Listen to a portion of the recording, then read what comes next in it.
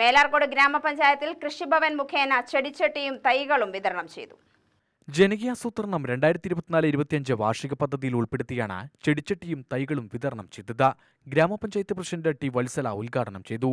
മേലാർകോട് ഗ്രാമപഞ്ചായത്തിൻ്റെ വാർഷിക പദ്ധതി 2024-25 വാർഷിക പദ്ധതി ഉൾപ്പെടുത്തിക്കൊണ്ടുള്ള നമ്മുടെ കൃഷിഭവനുമായി ബന്ധപ്പെട്ട് നമ്മളുടെ മുറ്റത്തൊരു കൃഷിത്തോട്ടം എന്നതിൻ്റെ ഭാഗമായി ചെടിച്ചട്ടിയും അതുപോലെ തന്നെ തൈകളുമാണ് ഉദ്ഘാടനമാണ് ഇവിടെ നടന്നു നിൽക്കുന്നത്.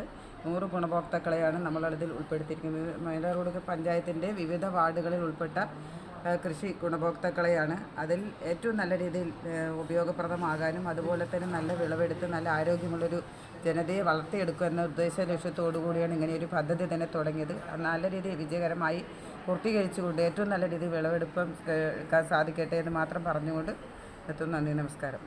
വൈസ് പ്രസിഡന്റ് മൻസൂർ അലി അധ്യക്ഷത വഹിച്ചു.